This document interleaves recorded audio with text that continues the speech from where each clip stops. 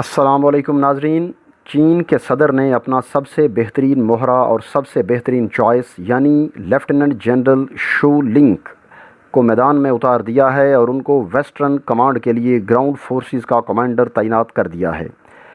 اب یہ انڈیا اور چائنا کا جتنا بھی بارڈر ہے اس کو دیکھیں گے اور جنرل یاؤ یونکی کو رپورٹ کریں گے، جو کہ چائنا کی اس علاقے کی تمام قسم کی فورسز کو کنٹرول کرتے ہیں، جن میں گراؤنڈ فورسز یعنی آرمی، ایئر فورس اور دوسری فورسز شامل ہیں۔ یہ ایک انتہائی اہم اپوائنٹمنٹ ہے کیونکہ اس وقت ان کے بارڈر پر ٹینشن چل رہی ہے۔ ناظرین، مزید ڈسکس کرنے سے پہلے ایوری ڈے ٹی وی کو سبسکرائب کریں، بیل یعنی گھنٹی کے بٹن کو پریس کریں اور اس ویڈیو کو لائک، شیئر اور اس پہ کمنٹس ضرور کریں۔ تو ناظرین، چینی صدر نے اپنا سب سے بہترین مہرہ اور سب سے بہترین چوائس یعنی لیفٹیننٹ جنرل شو لنک کو میدان میں اتار دیا ہے اور ان کو ویسٹرن کمانڈ کے لیے گراؤنڈ فورسز کا کمانڈر تعینات کر دیا ہے۔ اب یہ چائنا اور انڈیا کے سارے بارڈر کو دیکھیں گے۔ یہ پہلے ایسٹرن کمانڈ یعنی مشرقی کمانڈ کے لیے کام کرتے تھے، اب ان کو ویسٹرن کمانڈ کے لیے لایا گیا ہے، جو کہ تقریباً 3488 کلومیٹر کا لائن آف ایکچول کنٹرول یعنی انڈیا کے ساتھ جتنا علاقہ لگتا ہے، یہ اس سارے علاقے کے نگران ہوں گے۔ اب آنے والے دنوں میں انڈیا اور چائنا کے جو بھی معاملات ہوں گے، بات چیت ہوگی یا امن و امان کے مسائل ہوں گے، یہ ان کے انڈر ہوں گے۔ یہ چینی صدر کی بہترین چوائس ہیں۔ حالیہ دنوں میں جو ملاقات انڈیا کے general lieutenant general Harinder Singh اور چین کے میجر جنرل لل لیو کے درمیان ہوئی تھی، یہ اس میں بھی موجود تھے۔ ان کا رینک تو میجر جنرل سے زیادہ ہے،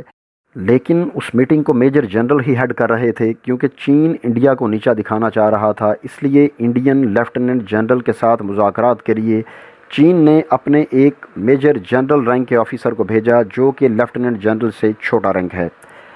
اور اس وقت ان کو ایسٹرن کمانڈ کا انچارج بنایا گیا ہے، یعنی انڈیا کے لیے پوری طرح سے مسائل بڑھائے جا رہے ہیں۔ اب جو لوگ انڈین میڈیا دیکھ کر یہ سمجھ رہے ہیں کہ اب معاملات ٹھیک ہونے جا رہے ہیں، تو ان کی اطلاع کے لیے بتاتے چلیں کہ انڈین میڈیا پر نہ جائیں۔ دوسری طرف چائنا کا میڈیا ایسا ہے کہ ان کے ذریعے ہی ان کی فوج اور سیاستدان بولتے ہیں اور ان کے ذریعے ہی حکومت کی پالیسی کا پتہ چلتا ہے،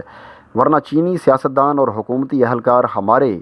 بڑے لوگوں کی طرح یعنی ہمارے حکمرانوں کی طرح کبھی کوئی بیان نہیں دیتے۔ آپ یاد کریں، آپ نے کبھی چینی قیادت کا کوئی بیان نہیں دیکھا ہوگا یا پڑھا ہوگا، بلکہ وہ اپنے سرکاری میڈیا کے ذریعے بیان دیتے ہیں۔ چینی قیادت نے واضح کر دیا ہے کہ انہوں نے اپنی فوج کی تربیت کر دی، اب وہ ان علاقوں میں اپنے انجینئرز لے کر آ گئے ہیں، اور پہلے صرف بنکرز بنائے تھے لیکن اب بہت بڑی کنسٹرکشن شروع ہو گئی ہے۔ انڈیا نے بھی لداخ میں اپنی فوجیں کشمیر سے نکال کر اس طرف لے گئے ہیں، لیکن اس کا کوئی فائدہ ہوتا نظر نہیں آ رہا کیونکہ چائنا اپنا کنٹرول مضبوط کر چکا ہے اور واپس نکلنے پر رضامند نظر نہیں آتا۔ دوسری طرف انڈین آرمی کا morale انتہائی ڈاؤن ہو چکا ہے اور انڈین جنرلز کے بارے میں یہ مطالبہ کیا جا رہا ہے کہ ان جنرلز کو گھر بھیجیں جو لداخ والی سائڈ پر تھے، کیونکہ وہ لوگ بر وقت اقدامات کرنے میں ناکام رہے اور چین سے لڑائی سے باز رہے، کیونکہ اگر چائنا سے کوئی اس طرح کا مسئلہ ہوتا ہے تو سمجھ لیں کہ آپ کی 8 ریاستیں اور 4.5 کروڑ لوگ ہاتھ سے نکل جائیں گے، لہٰذا ایسی غلطی مت کریں۔ چین کے پاس انتہائی ایڈوانسڈ سسٹم ہے جو ان کو کبھی بھی بڑے پیمانے پر استعمال نہیں کرنے پڑے، کیونکہ وہ ہمیشہ خاموشی سے اور چھپ کر کام کرتے ہیں۔ دنیا میں دفاعی لحاظ سے سب سے مشکل کام یہ ہے کہ آپ یہ اندازہ لگائیں کہ چین کیا سوچ رہا ہے اور چینی قیادت کیا کرنے جا رہی ہے۔ امریکہ کی CIA اور اسرائیل کی موساد اس میں کبھی کامیاب نہیں ہو پائی، انڈیا کی را اس میں کامیاب نہیں ہو پائی۔ پاکستان کے ساتھ حالانکہ ان کے بڑے دوستانہ تعلقات ہیں، لیکن اس کے باوجود وہ کسی بڑے پلان میں پاکستان کو اس کی بھنک بھی نہیں لگنے دیتے۔ تو اب لیفٹیننٹ جنرل شو لنک کی تعیناتی چینی صدر کی پرسنل چوائس ہے، اور وہ ان کو خصوصی طور پر ایسے حالات میں لے کر آئے ہیں کیونکہ ان کو نظر آ رہا ہے کہ حالات خراب ہونے جا رہے ہیں۔ لداخ سے تو وہ پیچھے ہٹنے والے نہیں ہیں۔ اب آپ کو آنے والے دنوں اور مہینوں میں بات چیت اور چائنا کی پلاننگ نظر آئے گی، اس میں ان کا یعنی جنرل شو لنک کا بنیادی کردار ہوگا، بلکہ حالیہ بات چیت میں جو انڈیا کو شکست ہوئی ہے اس میں بھی ان کا کردار ہے، اس کے باوجود کہ انہوں نے میٹنگ کو ہیڈ نہیں کیا۔ اب انڈین میڈیا کو کس طرح استعمال کیا جا رہا ہے، انڈین میڈیا کو پتہ ہے کہ ان کی تعیناتی انڈیا کے لیے کتنی مشکل ہے۔ جیسے جنرل باجوہ کی بطور آرمی چیف تعیناتی ہوئی تو انڈیا کی طرف سے بڑا شور ہوا تھا، کیونکہ وہ انڈیا کے حوالے سے خصوصی کمانڈ رکھتے ہیں، اور 27 فروری 2019 والا واقعہ ان کی قسمت میں تھا، اور تاریخ میں جب بھی اس واقعے کا ذکر ہوگا جنرل باجوہ کے نام وہ واقعہ لکھا جائے گا۔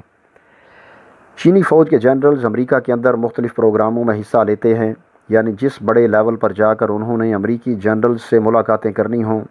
کوئی ٹریننگ کرنی ہو یا ڈیزاسٹر مینجمنٹ کا کورس کرنا ہو، یہی جنرل جا کر اس کو لیڈ کرتے ہیں۔ ان کی دوسرے ممالک کے حوالے سے خصوصی کمانڈ ہے، جس کی وجہ سے چینی صدر نے ان کو ویسٹرن سائیڈ پر لگا دیا ہے تاکہ انڈیا کے خلاف جو کچھ بھی کرنا پڑے اس میں چائنا ہی لیڈ کرے۔ دوسری طرف انڈیا نے لداخ والی سائیڈ پر جتنے بھی اپنے ڈرونز تعینات کیے ہیں وہ سارے کے سارے اسرائیلی ساختہ ڈرونز ہیں، اور ان کے جواب میں چین نے بھی وہاں پر ایسے ہیلی کاپٹرز تعینات کر دیے ہیں جو بغیر پائلٹ کے چلتے ہیں اور پورے علاقے کو سکین کرتے ہیں۔ اب دوسری طرف انڈیا کے لیے سب سے بڑی پرابلم یہ ہے کہ وہ جانتے ہیں کہ چائنا کی فوجوں کو وہ پیچھے تو نہیں ہٹا سکتے، اب ان کی صرف اتنی سی کوشش ہے کہ کسی طرح وہ چائنا کی فوجوں کو مزید آگے نہ بڑھنے دیں، کیونکہ ابھی تو صرف 60 مربع کلومیٹر کا علاقہ ان کے ہاتھ سے نکلا ہے، اور اگر یہ علاقہ بڑھتے بڑھتے 100 یا 150 مربع کلومیٹر تک پہنچ گیا تو دنیا میں انڈیا کی بہت بڑی بدنامی ہوگی اور ان کی اس طاقت کا پول کھل جائے گا جس کا وہ آج تک شور کرتے رہے ہیں۔